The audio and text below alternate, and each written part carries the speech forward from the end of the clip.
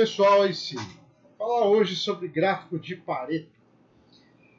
Antes da gente começar, o recadinho de sempre, né? Deixa o like, compartilha, inscreve no canal e mande críticas, né? Perguntas, dúvidas. Gráfico de Pareto.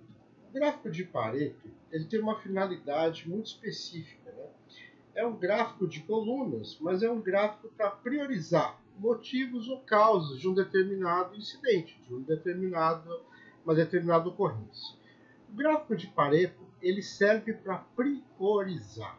Guardem isso sempre, tá? Quando Vilfredo Pareto, no século XVIII, um banqueiro italiano, começou a observar, né, que 20% das coisas, né, ocasionavam cerca de 80% dos seus efeitos, ele botou isso num gráfico.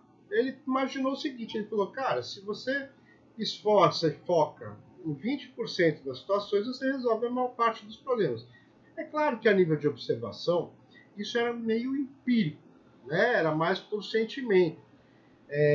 Mas no momento que plota o gráfico, a regra 80-20 ela é muito objetiva. O gráfico de Pareto é o gráfico, como eu disse, de colunas, e para cada coluna você tem uma causa ou um motivo, onde você tem um determinado número de ocorrências daquela causa ou motivo perante o total, o percentual individual e embaixo o percentual acumulado. O acumulado é justamente para quando você chega na quantidade de causas que correspondem a 80% dos problemas, você priorizar.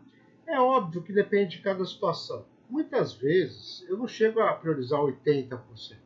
Priorizo 60%, priorizo 50%, depende do cenário, depende do projeto, depende da abrangência daquele motivo, daquele tema.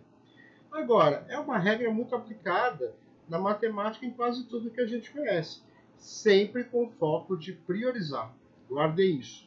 Outra coisa interessante do gráfico, né, que vocês têm que tomar cuidado, que uma vez quando utiliza o gráfico de Pareto para priorizar, você está priorizando alguns motivos, os ERPs atuais eles não travam, né? Eles não unificam, eles não classificam apenas com uma nomenclatura determinados temas ou causas. Então imagina, por exemplo, que você tem um tema lá que é o modo de falha, né? Que fala, por exemplo, cor. E aí você tem outros temas lá, diferentes cores, cores alteradas, cor defeituosa, cor embaçada.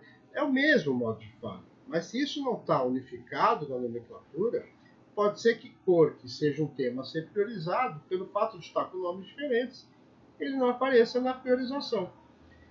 A barra dele fica pequena no gráfico. Uma boa dica é, sempre que a coluna outros, que o Pareto utiliza um cálculo de span, não é de span de meio, ele utiliza e ele agrupa, depois que você tem um determinado nível de fatores, aquele residual, aquele restante, numa coluna só e chama de outros.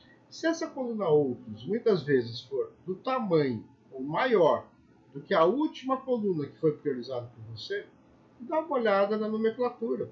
Vale a pena. Pode ser que uma vez que é para priorizar, você esteja priorizando errado temas que estão com nomes diferentes, mas que são referentes ao mesmo modo de falar. Um outro ponto importante também, pessoal, eu não sei porquê, tá? É um gráfico extremamente útil, ele serve para você investigar, né? Você vai priorizando, você vai falando assim, tá, com relação a esses temas, quais que impactam mais no meu problema? Com relação às causas, com relação... Mas é um Pareto de segundo nível, que é o segundo nível do Pareto tradicional.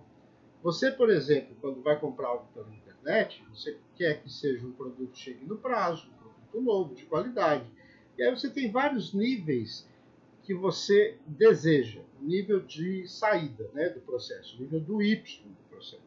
Você pode quebrar isso. Você faz o Pareto, por exemplo, e fala, quais que chegam mais fora do prazo? Tá, mas eu quero saber agora mais fora do prazo por região, por tipo de produto, por tipo de consumidor, por valor de compra, por transportador. Você quebra no segundo nível e essa investigação ela se torna um pouco mais aprofundada, ela se torna mais específica, te ajuda a identificar melhor onde você deve atuar. É um Pareto simples, todos os softwares de estatística possuem o Pareto de segundo nível, mas não sei por que cargas d'água no Brasil não é nem ensinado e nem muito utilizado. Nos meus projetos eu utilizo muito, assim como os meus alunos, eu incentivo a utilizar, porque é um jeito de você pegar aquela priorização macro e aprofundar um pouco mais, a nível de te ajudar onde você deve atuar primeiro, ou que forma, né? O que impacta mais do seu problema de uma forma mais objetiva, mais específica, mais definida. Então, muito cuidado, é um gráfico ótimo para utilizar em qualquer cenário de priorização, seja na sua vida pessoal, seja na sua vida profissional. Qualquer problema tem vários fatores envolvidos que podem ser priorizados, e é uma ferramenta, por incrível que pareça, gerencial, mas eu vejo muito poucos gestores utilizarem. Ainda mais no mundo atual, onde as pessoas acham que tudo é para ontem, né? Cara, se tudo é prioridade, nada é. Simples assim, né? Então, uma das grandes funções de um bom gestor é saber priorizar onde ele deve atuar primeiro, né? O que está incomodando mais naquele momento. E aí ele podia utilizar um Pareto, por exemplo, até para gerenciar melhor a distribuição de atividades da sua equipe, né? A delegar melhor onde que são os pontos a serem sanados com priorização.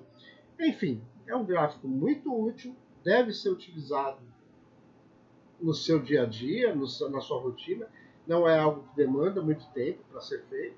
Agora, tem que ser utilizado de forma correta. Muito cuidado com essa parte do outros, tá? Principalmente se você utiliza softwares de estatística, como o Minitab, o próprio Jump, né? O próprio PowerStat. Sim, softwares de estatística, eles utilizam esse cálculo e agrupam, né, o seu resíduo, vamos dizer assim, numa coluna chamada outros. Tirando isso, fica as dicas aqui que eu acho que foram bem úteis. Eu acho que se usar dessa forma vai ser bem útil para vocês. E muito obrigado. Não esquece de se inscrever no canal, dar o seu joinha, gostei ou não gostei, e até o próximo vídeo. Muito obrigado.